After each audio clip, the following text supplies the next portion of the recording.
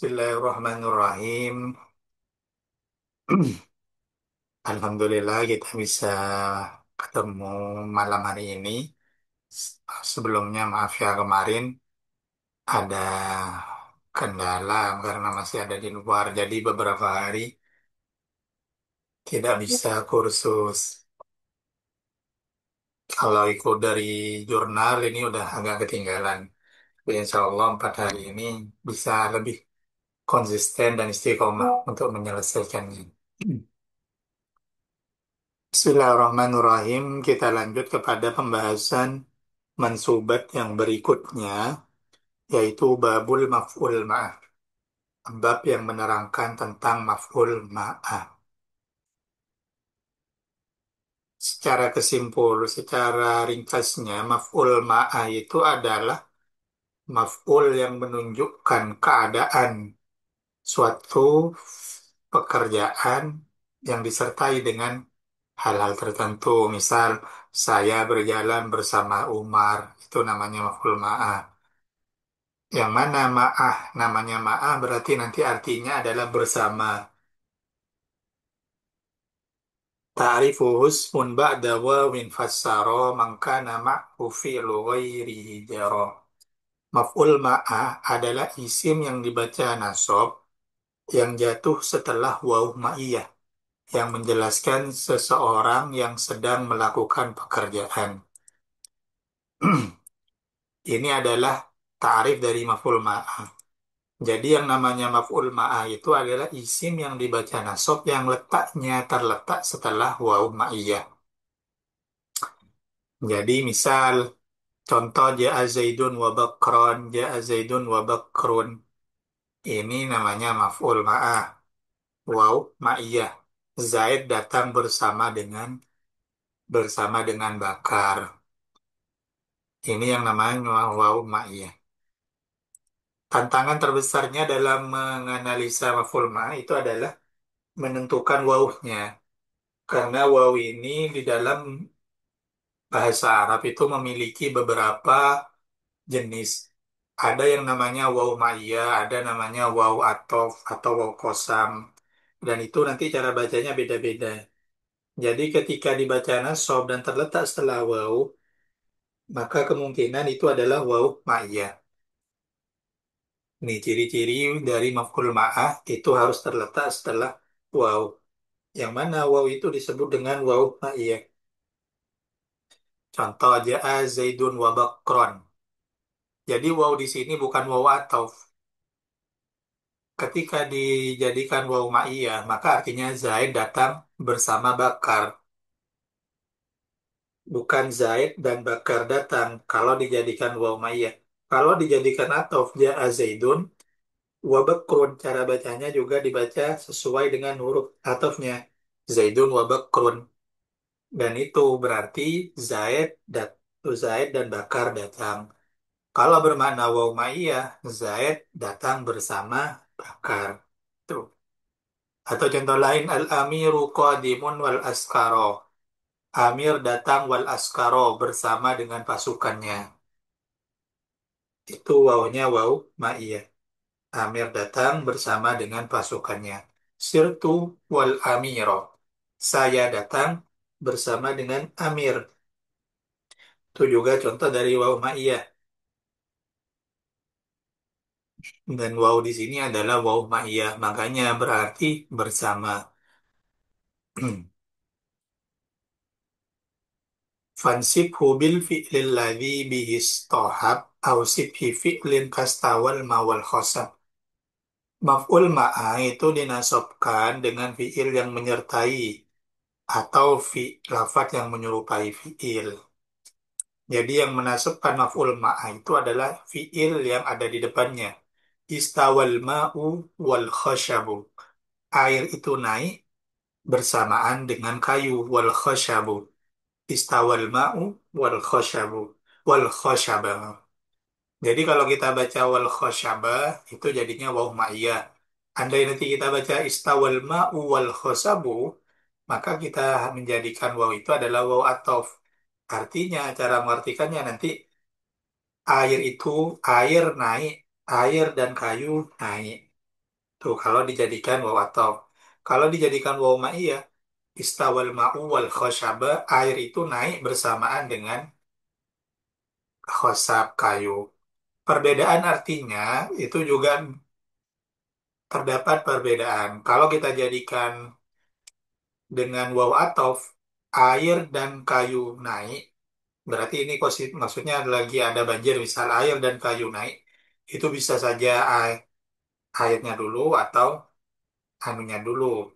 Intinya itu ada air dan kayu yang naik. Sebagaimana faedah dari waw, berarti mutlakul jam'i.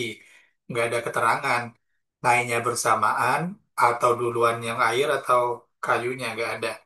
Tapi kalau dikatakan dengan waw ma'iyah, wal khosyaba, berarti itu adalah airnya naik, kayu itu naik bersamaan dengan airnya.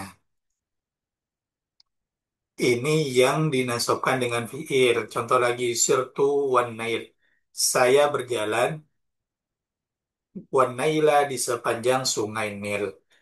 Jadi waw ini, waw ma'iyah juga bisa diartikan di sepanjang. Mana asalnya ma'a kan bersama atau dengan. Tapi nanti untuk menerjemah itu disesuaikan dengan susunannya. Cocoknya diterjemah apa? Contohnya, sirtu wan naila. Saya berjalan di sepanjang sungai Nil.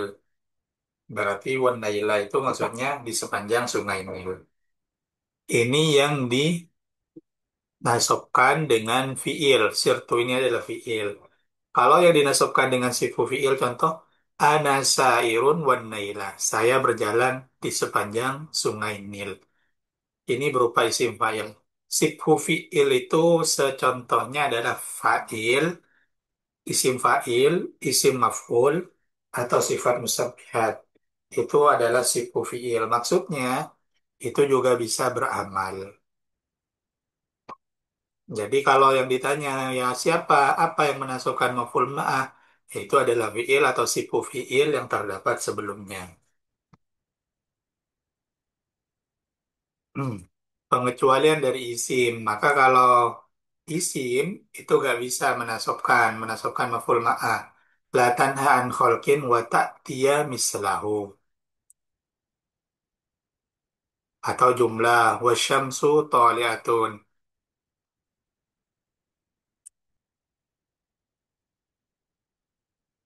Ini pengecualian dari ta'rif ini. Maf'ul ma'ah itu kan adalah isim. Ini maf'ul ma' adalah isim yang dibaca nasab.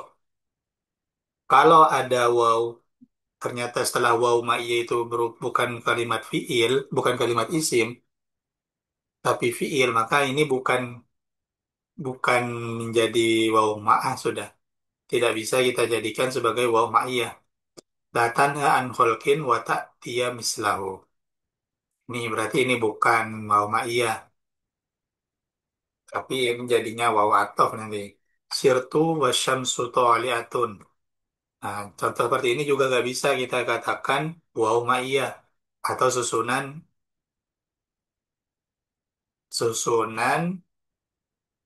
maf'ul ma'ah.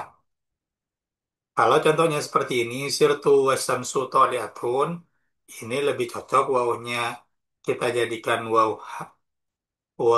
atau dan syamsu toliatun itu menjadi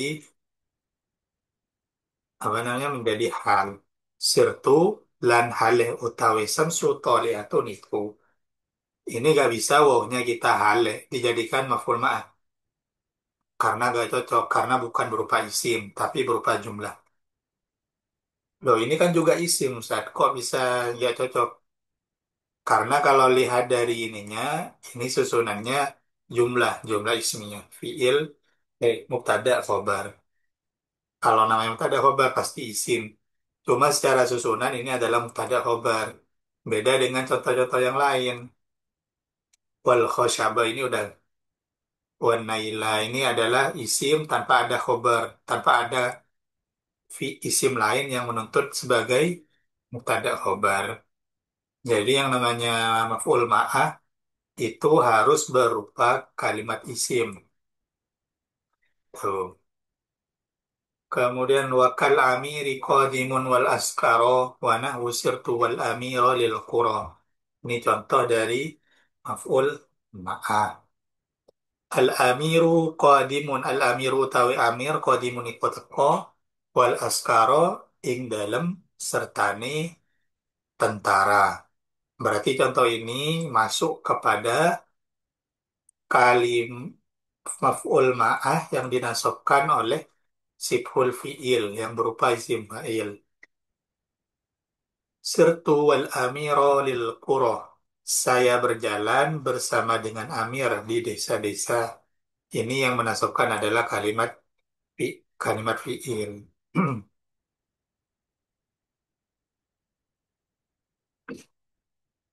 Mengenai kemudian pembahasan berikutnya adalah huruf yang terletak setelah waw ma'iyah itu ada beberapa ketentuan. Jadi waw ma'iyah itu bisa dijadikan waw ma'iyah, bisa dijadikan atof. Tergantung nanti keadaannya, susunan huruf lafaz sebelum dan sesudahnya. Ada kalanya itu lebih baik dijadikan atof, ada yang lebih baik dijadikan maf'ul ma'ah, ada yang harus atof, ada yang harus maf'ul. Kalau lebih baik ini berarti bisa dijadikan maf'ul ma'ah juga. Lebih baik atof jika secara lafaz dan makna tidak ada kelemahan untuk diatofkan. Contohnya, Ja'al amiru wal khosha wal ghaisa wal jaisa. Amir dan pasukan datang. Ini bisa kita baca wal jaisa sebagai maf'ul ma'ah, juga bisa kita baca wal jaisu sebagai waw atof, diatofkan kepada amir. Dalam contoh ini lebih baik dibaca atof. Kenapa? Karena tidak ada alasan kalau dibaca atof. Nggak ada kelemahan. Maksudnya kelemahan ini sama-sama isim dohir, ini juga isim dohir. Juga secara makna juga nyambung. Ini orang, Jaisa juga orang.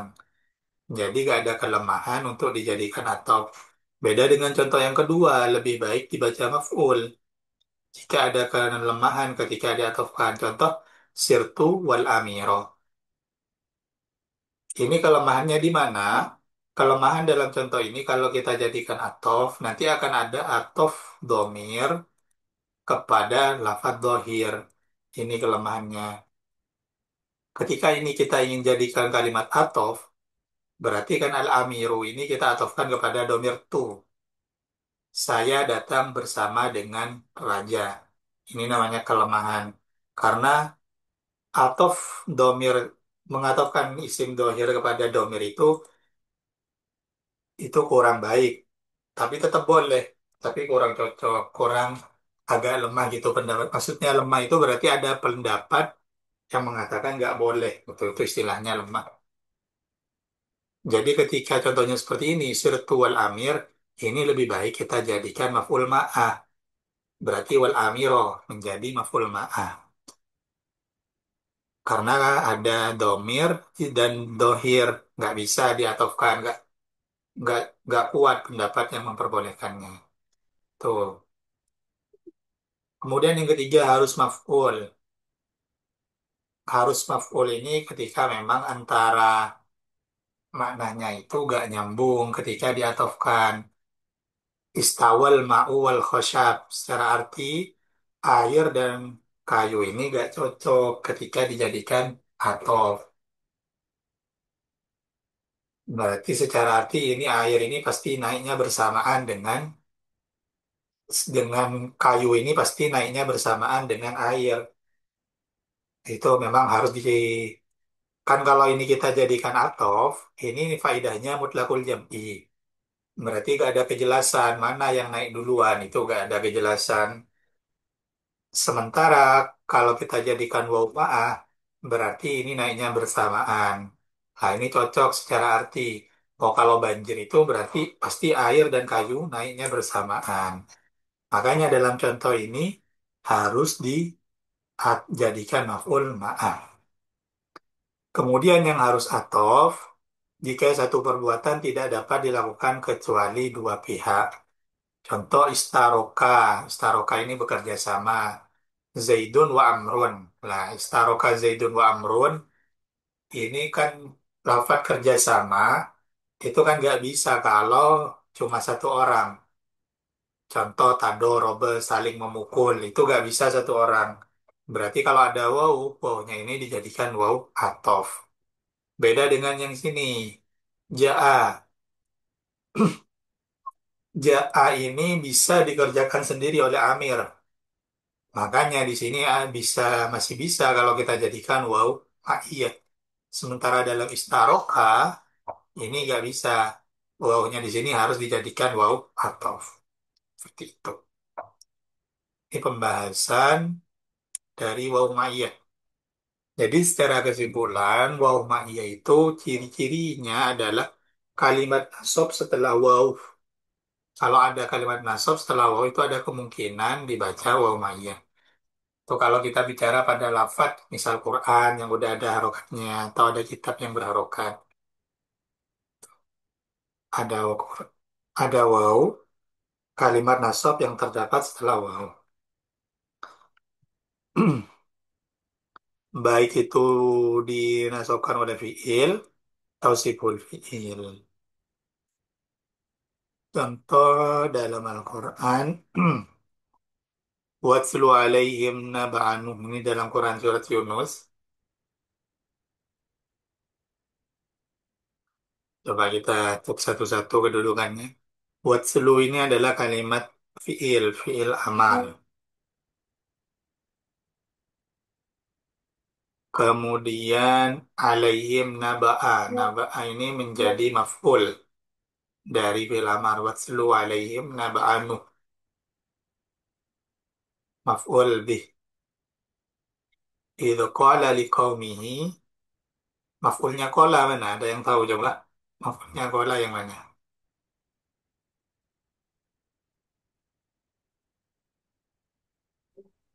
Al-Qaum, Ustaz. Bukan. Maf'ulnya qala itu adalah perkataannya. Ini untuk lafadz qala ya. Lafadz qala itu berarti maf'ulnya adalah perkataannya itu sendiri. Jadi kira-kira dalam ayat ini yang menjadi perkataan mana? Ya qaumi in kana kabura alaikum maqami ila akhirih. Jadi kalau lafadz-lafadz qala, qala itu kan artinya berkata. Maka maf'ulnya itu adalah perkataannya itu. Dalam contoh ini, itu qala liqaumihi ya qaumi. Berarti maf'ulnya adalah ya qaumi. Ya qaumi ini munada. Munada ya qaumi berarti ya ini bisa dekat, bisa jauh. Ya qaumi. Qaumi ini dibaca apa? Rafa nasab banjar.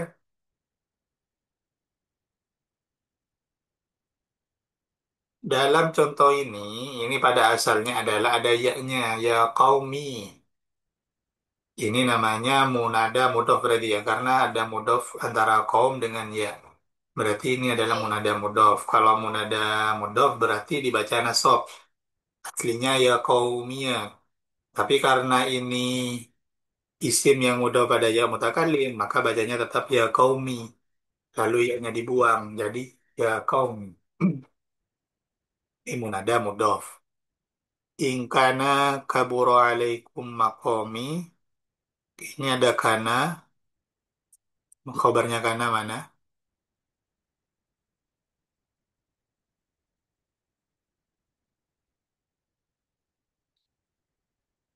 Khobarnya kana itu adalah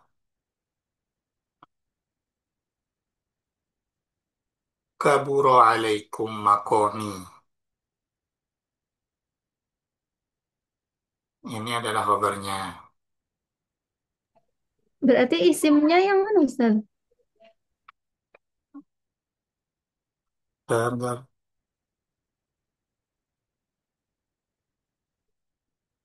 ini kayaknya fa'alallah ini menjadi khobar ya.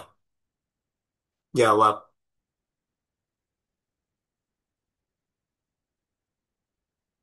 Ingkana lamun ono.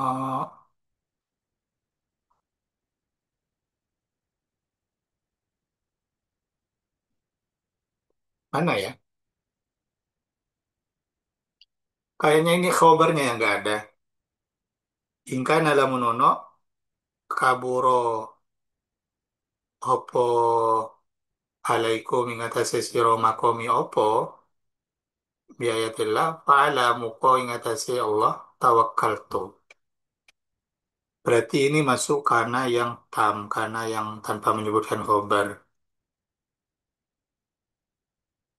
Atau nanti mengkhobarkan mengira-ngirakan lafadz iku maujudun.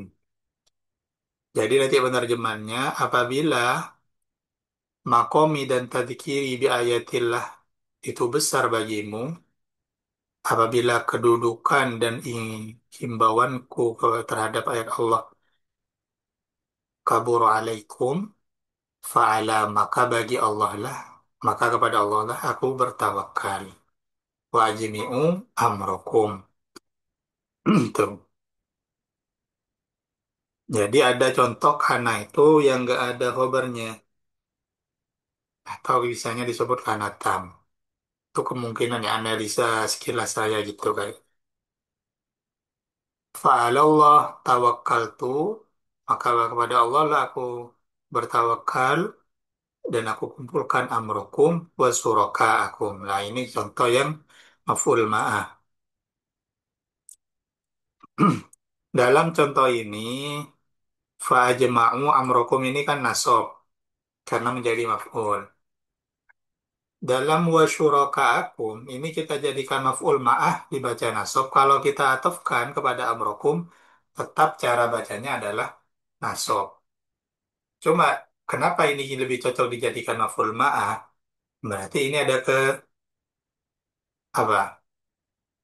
Secara makna ini gak cocok kalau dijadikan huruf atof. Berarti masuk yang contoh yang ini. Istawal ma'u wal khosyabah.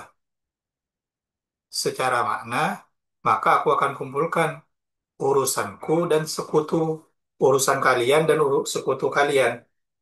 Urusan ini kan bukan orang, tapi merupakan hal ya. Sementara suraka itu adalah orang.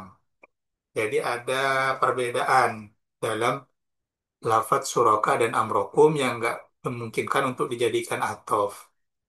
Makanya dalam contoh suraka akum ini, suraka akum menjadi sekutu atau apa? Menjadi maf'ul ma'ah. Tsumma la yakun amrukum alaikum gummatan. Gummatan ini khobar dari la yakun ya. Tsumma gdu ilayya wa la tundirun. Itu contoh yang pertama. Walladzina tabawwa'ud dara wal iman.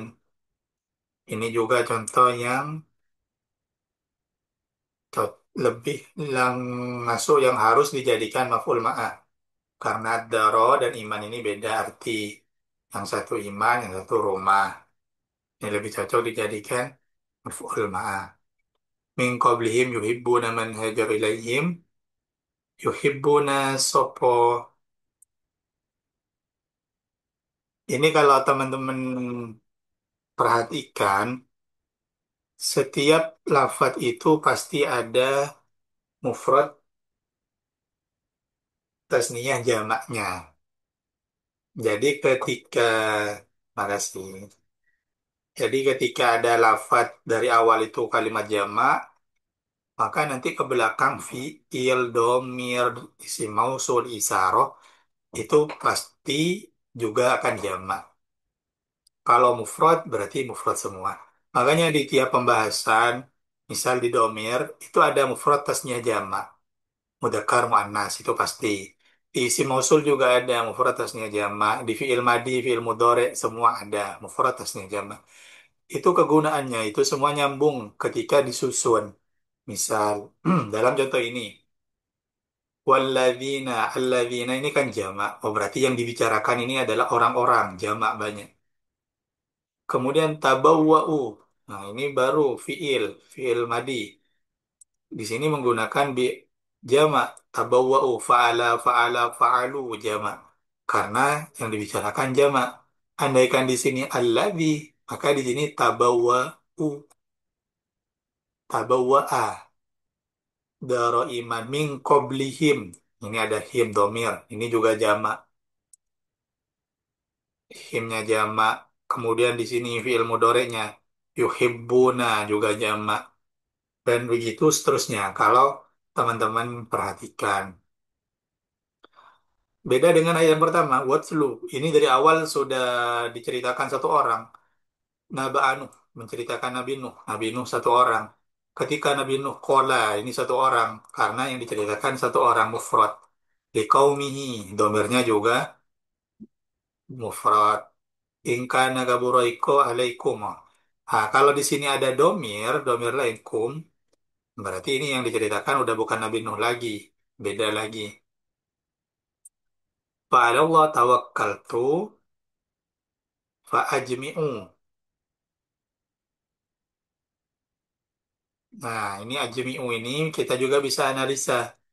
Oh, ini fil amar tapi jamak. Berarti yang diperintah itu adalah kum di sini. Siapa kum di sini? Kum itu kan jamak mudzakkar, jamak dari lafaz sebelum ini yang bermakna jamak. Ya cuma kaum. Kaum ini lafaz jamak. Itu gunanya mengetahui mufrad tasnya jamak. Jadi nyambung semua itu. Misal contoh ini, min qablihim yuhibbuna man hajara ilaihim. Nih. Di sini ada hajaro. Hajaro ini fiil yang mufrad. Kira-kira domirnya hajaro ini kembali kemana? Apakah alladzina? Apa qablihim? Domir hajaro kembali ke? Ke allazina. Nah, ini nggak cocok. Alladzina adalah kalimat jamak. Maka kalau hajaro harusnya ini fiilnya jamak. Hajaro, hajaro, hajaru. Sebagaimana ini ada awaw jamaknya. Nah, ini cocoknya kemana? Kepada man. Man ini isim mausul kan ya. Satu orang. Berani mufrad berarti ini kembalinya ke man. Baru nanti ilaihim. Him ini alladzina karena juga jamak. Yajiduna jamak. Sudurihim jamak. Mimma utu. Nah, ini juga jamak. Berarti tetap alladzina itu sudah. Walau kana. Kananya kembali ke. Oh enggak. Walau kana bihim. Ini fa'ilnya kana khosos. Ini. Jadi itu salah satu ya ke keharusan sebenarnya. Keharusan kalau orang itu pengen lebih memahami harus tahu domir, tahu dom mufrad tasnya jamak. Dan di setiap pembahasan itu pasti ada. Jadi kalau misal kita bicara lebih simpel, ini kan kalau kita menganalisa di Al-Quran. Kalau kita praktekkan lebih mudahnya, misal dalam bahasa Arabnya, misal huwa ja, huwa akala. Orang itu makan. Huwa akala fi baitihi. Di sini ada tiga yang perlu. Ada huwa, domir, ada akala, fiil, baitihi, domir. Ketika ini kita ganti jamak, misal hukum, maka otomatis akalanya berubah. Jadi, akalu. Kemudian, fi baitihim. Hum akalu fi baitihim. Tuh. Ini contoh simpelnya dari keharusan kita mengetahui mufrad tasniyah jamak dalam setiap bab. Ada pertanyaan? Baik yang maf'ul ma atau yang lain juga, Pak. Kalau waw yang di walazina itu waw apa Ustaz? Waw yang ada di awal kalam itu ada kemungkinan waw ibtida, waw permulaan ya. Jadi waw itu ada namanya waw atof, waw ibtida, waw permulaan atau waw kosam. Jadi nanti ini dilihat walladzina tabawwad dara wal iman min qablihum. Ini kalau artinya demi berarti waw kosam. Kalau di Al-Quran, misal kalian lihat ini surat Al-Hasr ayat 9, nanti kalau terjemahnya itu adalah demi orang-orang, berarti itu wawunya waw kosam. Kalau maknanya dan orang-orang, berarti itu waw atof. Berarti atofnya ke lafadz sebelumnya. Kalau artinya langsung orang-orang, berarti wawunya itu waw ibtidah. Kayaknya kalau saat ini waw ibtidah.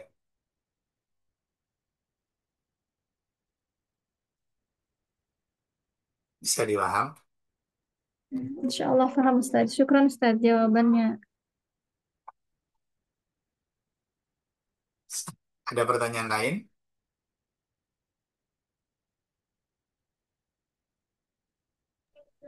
Belum ada lagi Ustaz, belum sempat latihan lagi. Baik, nanti kalau ada waktu lagi di apa ya dilatih. Jadi biar lebih paham, lebih nangkep.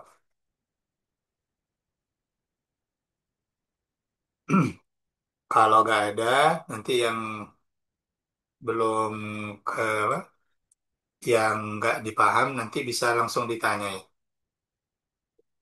Kalau pertanyaan itu munculnya biasanya kalau udah belajar ya. Kalau belum belajar nggak akan ada pertanyaan biasanya. Jadi nanti teman-teman yang apa, yang baru masuk Zoom ini bisa dilihat rekamannya. Insyaallah nanti habis ini akan saya langsung upload. Kalau udah, sekian dari saya. Mohon maaf. Assalamualaikum warahmatullahi wabarakatuh. Waalaikumsalam warahmatullahi wabarakatuh. Syukran Ustaz. Jazakumullah khair Ustaz.